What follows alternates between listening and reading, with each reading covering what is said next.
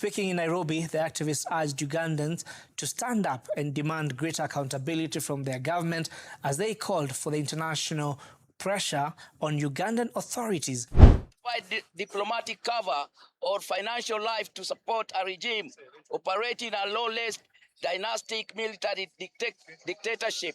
We demand, number one, immediate release of Dr. Kizza Besigye on humanitarian grounds. Foreign government must immediately cut off all military hardware sales, training aid, and intelligence sharing grants given to the Uganda people. You're watching Mordecai Marissa Live Political Commentary. Please consider subscribing to help grow Uganda's Voices of Struggle ecosystem. Thank you. I cannot appreciate you enough for using your valuable time to always go on social media, break down things for people.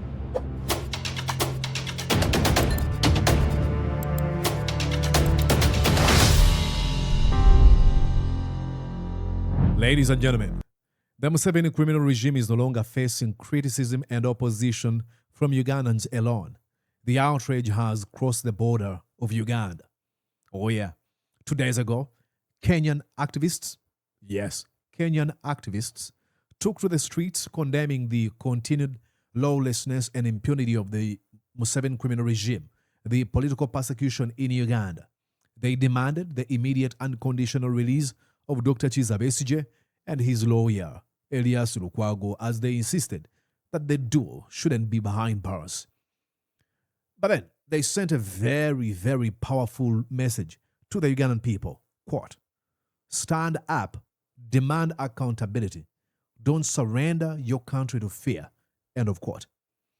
For years, the Ugandan people have felt like we are isolated in this struggle against lawlessness and impunity, against dictatorship, against tyranny of Museveni. But yet, today, our Kenyan brothers and our sisters have shown that the cry for justice is echoing beyond Uganda's borders. And there's a history for this.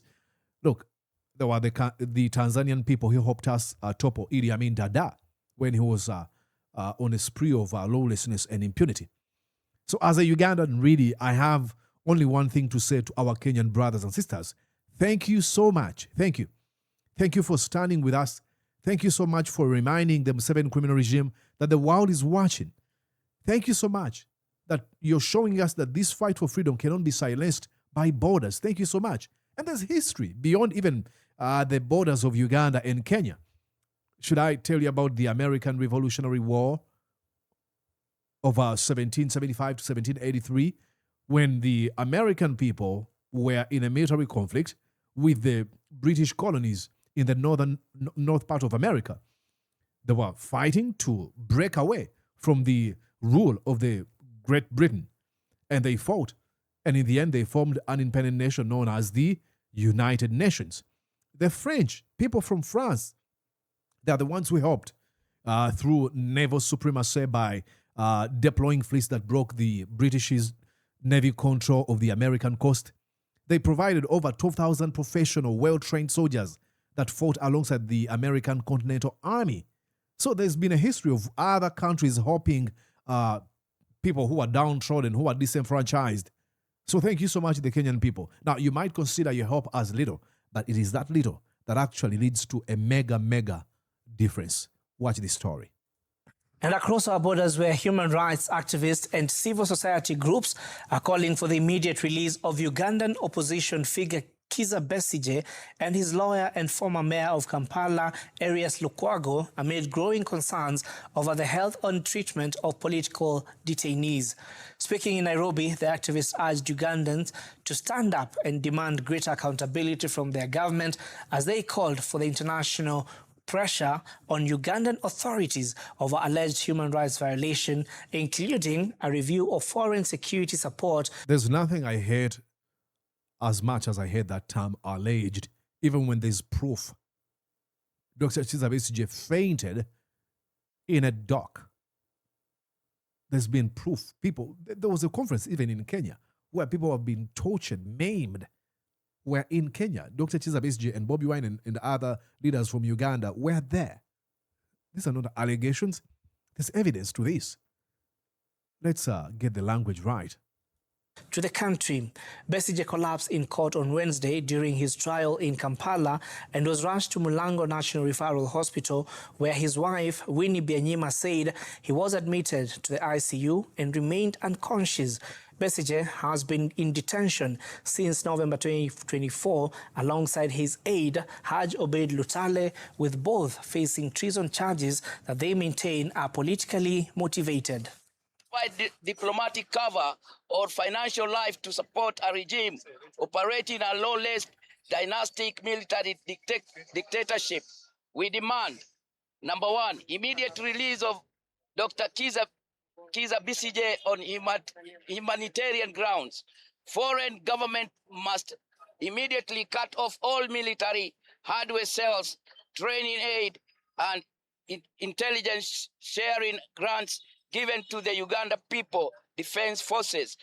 Look at that man, you young person who is watching, and ask yourself, what am I doing? Look at that man. UPDF. It really pains me a lot. As a journalist, I've really discovered that Ugandans are very timid. Ugandans, please, you wake up. Wake up. That is your country. That is your motherland. It's better for you Ugandans to wake up, because the moment you sleep up, trust me, they are creating a dynasty. And that dynasty is actually circulating from the father to the son, now to the grandson. Uganda is breeding. Uganda is breeding. Museveni and his son, Muhoozi, are just a project of pain, murder, torture, enforced disappearances, all that Ugandans have never asked for. There are hundreds and hundreds of opposition critics, especially allied to NUP, who are rotting in jails 2 years, 3 years, 4 years. No court undertakings. Many of them are in basements. Yeah, okay, for clarity, if you're watching from Kenya or Tanzania, when they say basements, they are referring to a torture dungeon. You know, Muhoozi and other thugs in the Museveni criminal regime, they've found ways of how they can sweeten, make these guys evil with fancy terms or basement. So you might think about basement, and you got a basement at home that has a TV, that has a bedroom, and you know everything, and you'd be like, oh, they take them to the basement?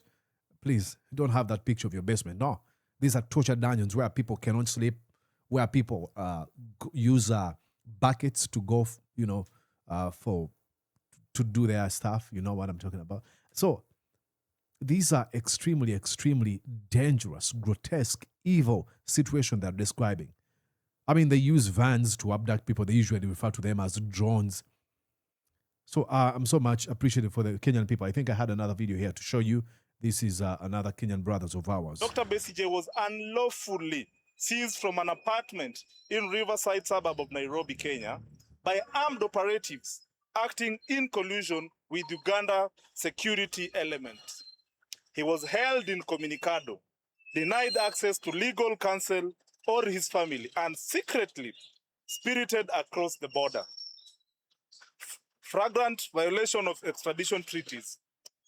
The regime bypassed all established legal, judicial, and diplomatic protocols governing international extraditions between Kenya and Uganda. You know, I think that's another area where we've not made a lot or enough noise. Dr. Kizza Besigye was abducted from Kenya. So there was connivancy between the Ugandan authority and the Kenyan thugs who were like, okay, we can do this. Come on. If Besigye is a suspect, there's so many ways you can have him arrested. You don't have to use jackbooted thugs and, evade another country and, just take somebody. No, that was wrong. Like this gentleman said, they ignored. Flagrant violation of extradition treaties. There's some extradition treaties. If I have somebody in your country, what do I do? For example, Ugandan government wants me. They would want to kill me, I know for sure. But they won't just come and take me from the US.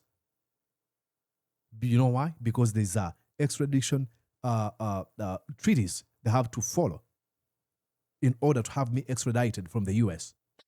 The regime bypassed all established legal, judicial, and diplomatic protocols governing international extraditions between Kenya and Uganda. No formal extradition requests were filed. No judicial hearings were held in Kenyan courts, and no deportation orders were legally processed. Hereby we ask the Kenyan government, what were you trying to do with Dr. Kizza Besigye? Why were you part of this abduction? Brilliant. Brilliant question to them. They were accomplices. So there's no way the Kenyan government can. And that's the hypocrisy of people. If Dr. Besigye died in prison, you'd have some officials from the from Kenyan government sending condolence messages. Oh, we are sorry now. Stay silent forever. If you were part and parcel in the violation of this man's rights, you don't have a right now to say a thing when he's dead.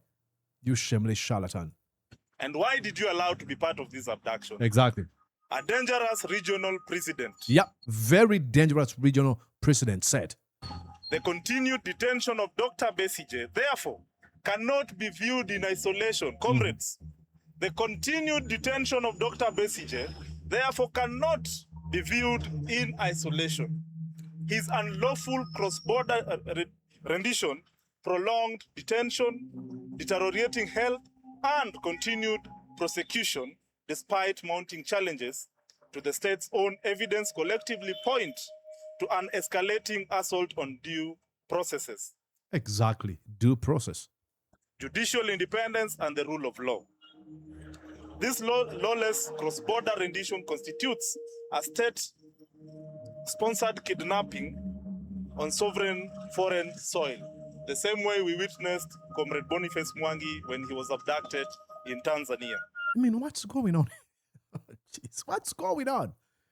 Boniface Mwangi, abducted in Tanzania, is Kenyan. Then you have a Ugandan activist in the name of Agatha Tyre abducted in Tanzania. Then you have Besigye from Uganda abducted in Kenya. And then you have a Kenyan Nicholas Oyo and Bob Njaji abducted in in Uganda. What's going on?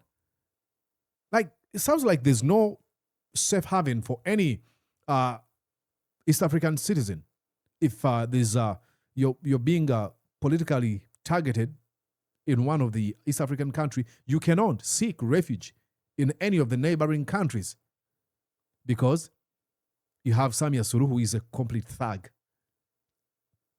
or William Ruto. I mean, it's bad. It's bad. I don't know. But thank you so much, Kenya. I think you got it. Ladies and gentlemen, that's what I wanted to show you. So I ask you, my brothers and sisters in Ghana, in Namibia, in Zambia, in Malawi, our brothers and sisters in Rwanda.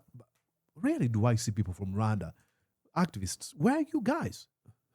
I need to land on some of your channels and listen to some of the things you say. Folks from Burundi, Congo, Sudan, Equatorial Guinea, and other countries in Africa and across the world, please join us to fight the dictatorship of Museveni and Muhoozi Kainerugaba by extension. My name is Mordecai Morisa. I'll wish you a wonderful time. Please stick around. I'll be back soon. But I remind you, be part of the NUP National Unity Platform Convention that's going to be in California next month from 13th to 17th. You want to be part of this wonderful conversation. Bobby Wine, alongside his wife, is going to be there.